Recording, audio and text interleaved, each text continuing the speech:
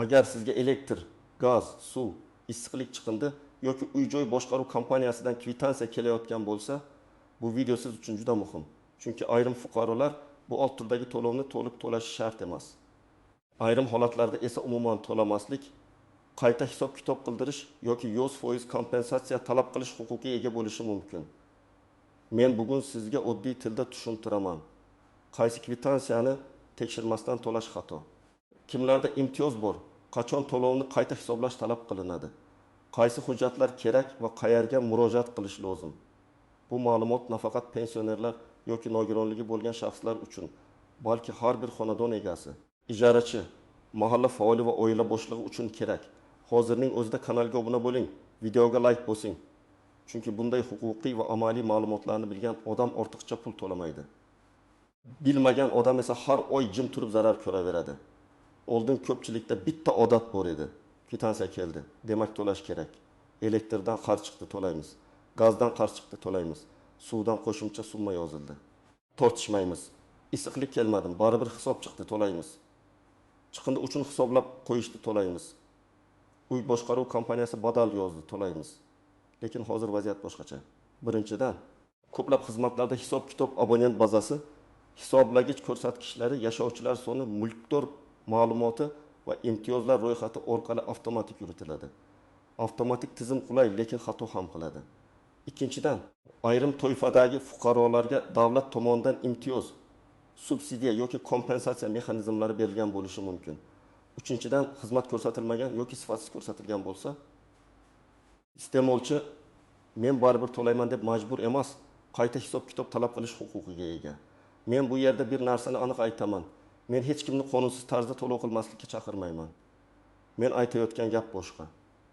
Sizga kelgan har bir kvitansiya to'g'ri degani emas. Agar sizda imtiyoz bo'lsa, kompensatsiya huquqi bo'lsa, hisob xato yozilgan bo'lsa yoki xizmat aslida ko'rsatilmagan bo'lsa, siz to'lamasdan oldin tekshirtirishga, qayta hisoblatishga va ortiqcha to'langan pulni qaytarish yoki keyingi oyga o'tkazishni talab qilishga haqlisiz. Men amaliyotda eng ko'p uchraydigan 6 kvitansiyani sanab o'taman. Bular elektr energiyasi, tabiiy gaz, ichimlik suvi va oqova suv, issiqlik yoki issiq suv, maishiy chiqindi, ko'p kvartirali uy boshqaruv badali yoki ta'mirlash badali. Aynan shu yo'nalishlarda odamlar eng ko'p ortiqcha to'lab yuboradi. Birinchi kvitansiya, elektr energiyasi. Elektrda xatolar ko'pincha hisoblagich ko'rsatkichi noto'g'ri kiritilganda, eski qarz yangi egaga o'tkazilganda, tarif noto'g'ri qo'llanganda yoki imtiyoz hisobga olinmaganda yuz beradi. Masalan, sizning hisoblagichingiz 12500 kilovat ko'rsatib turibdi. Tizimda esa 2900 deb kiritilgan. Farq 400 kilovat. Agar shuni tekshirmasangiz, siz ishlatmagan elektr uchun to'lab yuborasiz. Yoki uy sotib olgansiz. Oldingi egadan qolgan qarz sizning shaxsiy hisobingizga chiqib turibdi. Bunday holatda uy menga o'tdi, demak qarz ham meniki deb o'ylash shart emas. Hujjatlar asosida eski davr qarzini ajratish talab qilinadi. Ikkinchi kvitansiya, gaz. Gaz bo'yicha eng xavfli holat shuki, ayrim xonadonlarda hisoblagich plombasi, tekshiruv muddati yoki ko'rsatkichlar bo'yicha noto'g'ri xulosa chiqariladi. Masalan, xonadonda 3 oy gaz deyarli ishlatilmagan, lekin o'rtacha sarf bo'yicha katta summa yozilgan. Nima uchun? Balki hisoblagich ko'rsatkichi vaqtida olinmagan, balki tizim o'rtacha hisoblagan, balki inspektor xato ma'lumot kiritgan. Sizning vazifangiz hisoblagich rasmga olinadi. Oxirgi to'lovlar saqlanadi. Gaz ta'minoti idorasiga ariza beriladi va qayta hisob-kitob so'raladi. Uchinchi kvitansiya suv. Suvda ikki xil katta muammo bor. Birinchisi hisoblagich bor bo'lsa ham odamlar soni bo'yicha hisoblash davom etishi. Ikkinchisi ro'yxatdan o'tganlar soni bilan real yashovchilar soni mos kelmasligi. Masalan, xonadonda aslida 2 kishi yashaydi, lekin tizimda 5 kishi turibdi. Natijada suv va oqova suv bo'yicha har oy ortiqcha summa chiqadi. Yoki aksincha hisoblagich bor, lekin uning ma'lumoti tizimga kiritilmagan. Bunday vaziyatda siz pasport, kadastr, hisoblagich dalolatnomasi va ko'rsatkich fotosurati bilan murojaat qilib, hisobni to'g'rilatishingiz kerak. 4-kvitansiya, issiqlik, isitish yoki issiq suv. Bu eng nozik masala, chunki odamlar ko'pincha batareya sovuq edi. Lekin kvitansiya keldi deb shikoyat qiladi. Agar xizmat haqiqatan ko'rsatilmagan, bosim past, harorat me'yordan past yoki uzilishlar uzoq davom etgan bo'lsa, iste'molchi qayta hisob-kitob talab qilishi mumkin. Lekin buni og'zaki gap bilan isbotlash qiyin. Qo'shnim ham biladi, degani yetmaydi. Dalolatnoma dispetcherga murojaat raqami ariza nusxasi, harorat o'lchovi va uy boshqaruvchisi yoki xizmat ko'rsatuvchi tashkilot vakilining tasdig'i kerak bo'ladi. Shuning uchun men doim aytaman, xizmat yomon bo'lsa, o'sha kuni telefon qilib murojaatni ro'yxatdan o'tkazing. Keyin yozma ariza qiling. 5-kvitansiya, maishiy chiqindi. Chiqindi to'lov bo'yicha xatolar ko'pincha yashovchilar soni 2 marta hisoblash yoki manzil ma'lumotlari noto'g'ri bo'lishi sababli yuzaga keladi. Masalan, siz bir uyda yashaysiz, lekin eski manzilda ham chiqindi to'lov yozilmoqda. Yoki talaba farzandingiz boshqa viloyatda yashaydi, lekin sizning xonadoningizda to'liq hisoblanmoqda. Ayrim hollarda vaqtincha yo'qlik, boshqa manzilda yashash, harbiy xizmat, o'qish, davolanish kabi holatlar hujjat bilan tasdiqlansa, qayta hisoblash masalasi ko'tarilishi mumkin. Har doim mahalla ma'lumotnomasi, yashash joyi bo'yicha hujjat, talabalik yoki ish joyi ma'lumotnomasi foyda beradi. 6-kvitansiya, ko'p kvartirali uy boshqaruv badali, ta'mirlash, lift tozalash, hovli supurish, umumiy mulkni saqlash kabi to'lovlar. Bu yerda odamlar eng ko'p hamma to'layapti. Men ham to'layman deb o'ylaydi. Lekin savol berish kerak, shartnoma bormi? Tarif qanday tasdiqlangan? Uy egalari yig'ilishi bo'lganmi? Ko'rsatilgan xizmatlar ro'yxati bormi? Lift ishlamasa, yo'lak tozalanmasa, tom ta'mirlanmasa, yerto'la suv bosib yotsa, nega to'lov to'liq olinmoqda? Albatta, umumiy mulkni saqlash uchun badal kerak, lekin badal shaffof, asosli va hisobdor bo'lishi shart. Eng avvalo, imtiyozli toifaga kiradigan fuqarolar e'tiborli bo'lishi kerak. Bular orasida pensionerlar, nogironligi bo'lgan shaxslar, boquvchisini yo'qotgan oilalar, kam ta'minlangan oilalar, ijtimoiy himoya reyestriga kiritilgan oilalar, yolg'iz yashovchi keksalar, urush va mehnat faxriylari. Ayrim hollarda ko'p bolali oilalar bo'lishi mumkin. Har bir imtiyoz turi alohida tartib bilan belgilanadi.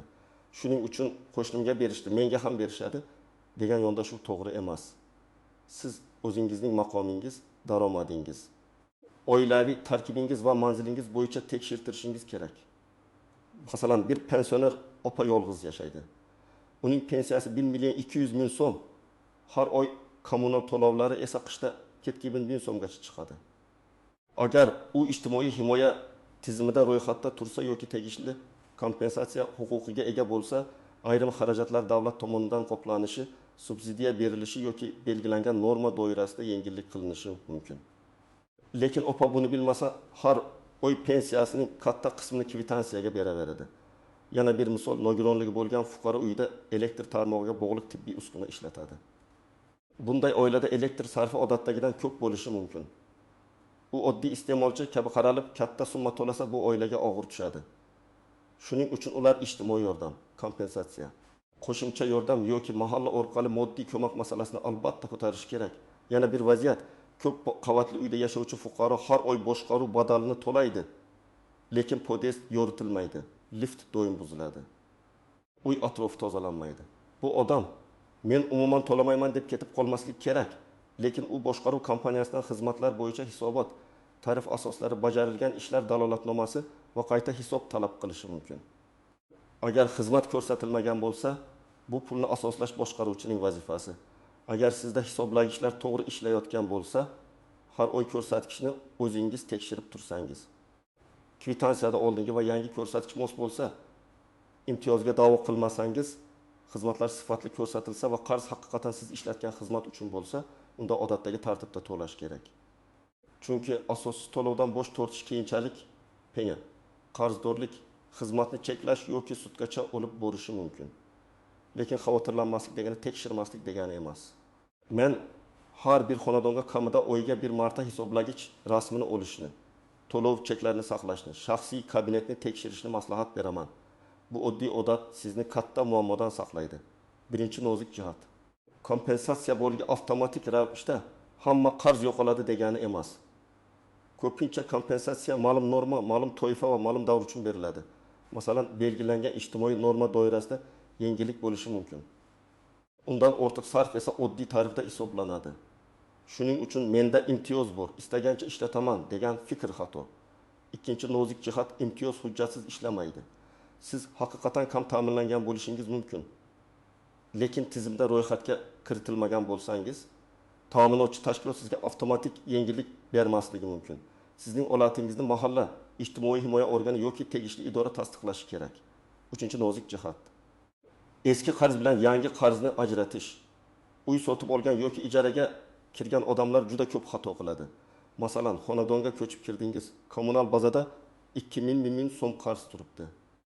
Siz vahima bilan to'lab yubordingiz. Keyin bilsangiz, bu qarz siz ko'chib kelishdan oldingi davrga tegishli. Bunday holatda oldi sotdi shartnomasi, qabul topshirish dalolatnomasi ko'chib kirgan sana. Hisoblagishning o'sha kundagi ko'rsatkichi juda muhim. Shuning uchun uy olayotganda albatta kommunal qarzdorlik bo'yicha ma'lumotnoma oling. 4-nozik jihat og'zakivada kuchga ega emas. Inspektor aytdi. Keyingi oy tuzatamiz. Operator dedi. Xavotir olmang. Mahalla aytdi. Siz to'lamaysiz degan gaplar yetarli emas. Har bir murojaat yozma yoki elektron shaklda bo'lsin. Arizangizga kirim raqami qo'yilsin. Telefon orqali murojaat qilsangiz, murojaat raqamini yozib oling. Keyin nizoli vaziyatda aynan shu dalil bo'ladi. 5-nozik jihat kvitansiyani umuman e'tiborsiz qoldirish xavfli. Ba'zi odamlar men to'lamayman. Chunki adolatsiz deb yillar davomida qarzni yig'ib qo'yadi.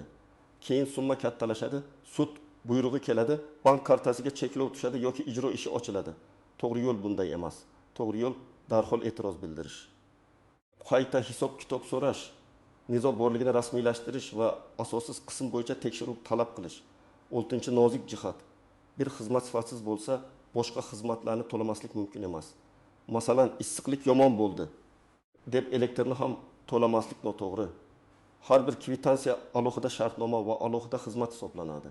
Nizo qaysi xizmat bo'yicha bo'lsa, o'sha xizmat bo'yicha murojaat qilinadi. 7-nozik jihat. Ijarachilar va mulkdorlar mas'uliyati. Agar siz ijarada yashasangiz, kommunal to'lovlarni kim to'lashi ijara shartnomasida yozilishi kerak. Aks holda nizo chiqadi. Ijarachi men to'ladim, uy egasi qarz qolibdi deydi. Ijara boshlanganda va tugaganda hisoblagich ko'rsatkichlarini rasmga oling. Ikki tomon imzo qo'ygan oddiy dalolatnoma tuzing. Bu juda oddiy, lekin juda kuchli himoya. Endi eng muhim qismga o'tamiz. Agar sizga old turdagi kvitansiyadan biri bo'yicha shubhali summa kelgan bo'lsa, yoki sizda imtiyoz va kompensatsiya huquqi bor deb o'ylasangiz, men tavsiya qiladigan tartib quyidagicha. Birinchi qadam, kvitansiyani darhol tekshiring. Unda abonent raqami, manzil, davr, oldingi qarz, joriy hisob, penya hisoblagich ko'rsatkichi, tarif va imtiyoz qatori bormi? Hammasini ko'ring. Ko'pchilik faqat oxirgi summaga qaraydi. Bu xato. Masalan, umumiy summa ichki martada 1000 so'm bo'lishi mumkin, lekin uning 1,5 so'm eski qarz, 20 so'mi penya, 2,10 so'mi joriy hisob bo'lishi mumkin. Siz nimaga e'tiroz bildirayotganingizni aniq bilishingiz kerak. Ikkinchi qadam. Hisoblagich ko'rsatkichlarini rasmga oling. Rasmda sana ko'rinmasa ham telefon galereyasi sana saqlanadi. Iloji bo'lsa, bitta kadrda hisoblagich raqami ham, ko'rsatkich ham ko'rinsin. Elektr, gaz, suv bo'yicha bu juda muhim dalil. 3-qadam. Oxirgi 6 yoki 12 oylik to'lov tarixini oling. Buni ilova bank cheklari to'lov tizimi shaxsiy kabinet yoki ta'minotchi tashkilot orqali olish mumkin. Nega aynan 6 yoki 12 oy? Chunki xato ko'pincha bitta oyda emas. Sekin asta yig'iladi. Masalan, har oy 1000 so'mdan ortiqcha yozilgan bo'lsa, bir yilda datida 1000 so'm bo'ladi. 4-qadam, imtiyoz hujjatlarini yig'ing. Bular pasport yoki ID karta, kadastr yoki ijara hujjati, pensioner guvohnomasi, nogironlik to'g'risidagi hujjat, ijtimoiy himoya reyestri bo'yicha ma'lumot, oila tarkibi, daromad ma'lumotlari, mahalla ma'lumotnomasi. Boquvchisini yo'qotganlik yoki boshqa maqomni tasdiqlovchi hujjatlar bo'lishi mumkin. Qaysi hujjat kerakligi sizning holatingizga bog'liq. 5-qadam, yozma ariza bering. Arizada shunday mazmun bo'lsin: men falonchi, falon manzilda yashayman. Falon davr uchun kelgan kvitansiyada ko'rsatilgan summa bilan rozi emasman. Hisoblagich ko'rsatkichi, yashovchilar soni, imtiyoz maqomi yoki xizmat sifati bo'yicha qayta hisob-kitob o'tkazishingizni so'rayman. Ortiqcha hisoblangan summa aniqlansa, uni bekor qilishni yoki keyingi to'lovlarga o'tkazishni so'rayman. Ariza oxirida sana telefon raqam, imzo bo'lsin. Ilova sifatida rasm, chek, hujjat nusxalarini qo'shing. 6-qadam. Arizaga kirim raqami oling. Bu juda muhim. Agar idora qoldiring ko'rib chiqamiz desa, siz iltimos arizamni ro'yxatdan o'tkazing va kirim raqamini bering deng. Elektron murojaat qilsangiz javob keladigan raqamni saqlang. 7-qadam, javobni kuting, lekin nazoratni qo'ldan bermang. belgilangan muddatda javob kelmasa, yuqori tashkilotga, iste'molchilar huquqlarini himoya qilish organlariga, mahalliy hokimlikka yoki tegishli nazorat idorasiga murojaat qilish mumkin. Agar summa katta bo'lsa, yurist bilan maslahatlashish ham foydali. 8-qadam, xizmat sifatsiz bo'lsa, dalolatnoma tuzing. Masalan, isitish yo'q, issiq suv kelmayapti, podest tozalanmayapti, lift ishlamayapti. Bunda faqat shikoyat emas, dalil kerak. Qo'shnilar bilan birga yozma dalolatnoma tuzing. Uy boshqaruvchisini chaqiring, foto, video oling, murojaatni ro'yxatdan o'tkazing. Keyin qayta hisoblashni talab qilish ancha oson bo'ladi. 9-qadam, imtiyozingizni har yili yoki holat o'zgarganda yangilang. Ba'zi yordam turlari muddatli bo'ladi. Oilaviy daromad o'zgarsa, yashash manzili o'zgarsa, oila tarkibi o'zgarsa, tizimdagi ma'lumot ham o'zgarishi kerak. Aks holda imtiyoz to'xtab qolishi yoki noto'g'ri hisob-kitob paydo bo'lishi mumkin. 10-qadam, hech qachon pulni qo'lga bermang.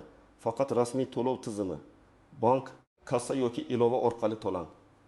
Men sizga tuzatib beraman, pulni menga bering degan gaplarga ishonmang. Cheksiz to'lov sizni himoya qilmaydi. Birinchi misol. Toshkent viloyatida yashovchi oila suv uchun har oy 120 ming so'm to'lab kelgan. Keyin tekshirilsa, xonadonda 3 kishi yashaydi, lekin bazada 6 kishi turibdi. Ular pasport ma'lumotlari, mahalla ma'lumotnomasi va ariza bilan murojaat qilgandan keyin hisob qayta ko'rib chiqilgan. Natijada keyingi oylar uchun summa kamaygan, ortiqcha hisoblangan qismi esa hisobdan chiqarilgan yoki keyingi to'lovlarga o'tkazilgan. Ikkinchi misol. Bir pensioner otaxonning elektr hisoblagichi 300 kilovat ko'rsatsa, kvitantsiyada 400 chiqib turgan. Far 5 kilovat. Otaxon avvaliga balki men ishlatgandirman deb o'ylagan. Lekin farzandi hisoblagich rasmini olib, to'lov tarixini solishtirgan. Xato aniqlangan. Ariza berilgandan so'ng qayta hisob-kitob qilingan. Agar ular tekshirmaganda ishlatilmagan elektr uchun pul ketgan bo'lardi. 3-misol. Ko'p qavatli uyda lift 2 oy ishlamagan, lekin lift xizmati uchun badal to'liq yozilgan. Fuqarolar alohida shikoyat qilmang. Birgalikda dalolatnoma tuzgan, boshqaruv kompaniyasidan tushuntirish va qayta hisob so'ragan. Mana shu yerda jamoaviy murojaat kuchli bo'ladi. Chunki bitta odamning gapi shaxsiy norozilik bo'lib ko'rinishi mumkin, lekin 20 ta xonadon bir xil muammoni ko'rsatsa, bu jiddiy dalil. 4-misol. Oila qishda isitish uchun katta summa to'lagan, lekin xonadonda harorat doim past bo'lgan. Ular 1-oy jim o'tirgan. 2-oy esa dispetcherga qo'ng'iroq qilib, murojaat raqamini olgan, haroratni o'lchab foto video qilgan. Qo'shnilar bilan dalolatnoma tuzgan. Keyin xizmat ko'rsatuvchi tashkilotga qayta hisob-kitob so'rab yozma murojaat qilgan. Natija darhol bo'lmasligi mumkin, lekin dalil bo'lmasa umuman imkon bo'lmaydi. Demak, elektr, gaz, suv, issiqlik chiqindi va uy boshqaruv badali bo'yicha kelgan kvitantsiyani ko'r-ko'rona to'lamang. Avval tekshiring. Agar sizda imtiyoz, subsidiya yoki 100% gacha kompensatsiya olish huquqi bo'lsa, uni talab qiling. Agar xizmat ko'rsatilmagan bo'lsa, qayta hisob-kitob so'rang. Agar hisob xato bo'lsa, rasmiy ariza bering. Eng muhimi, hammasini hujjat bilan qiling. Men yana bir bor ta'kidlayman. Qonuniy qarzni to'lamaslik kerak demayman. Men sizga o'z huquqingizni bilishni, ortiqcha pul to'lamaslikni va har bir kvitantsiyani tekshirishni aytyapman. Chunki bugun 20 ming so'm bo'lib ko'rgan xato bir yilda 600 ming so'mga, bir necha yilda esa millionlab so'mga aylanishi mumkin. Sizda shunday holat bo'lganmi? Qaysi kvitantsiyada xato ko'rgansiz? Elektrdami, gazdami, suvda, chiqindida yoki uy boshqaruv badalida? Izohlarda yozib qoldiring. Videoni like bilan qo'llab-quvvatlang. Kanalga obuna bo'ling va yaqinlaringizga yuboring. Balki aynan shu ma'lumot kimnidir ortiqcha to'lovdan, noto'g'ri qarzdan yoki keraksiz muammodan saqlab qoladi.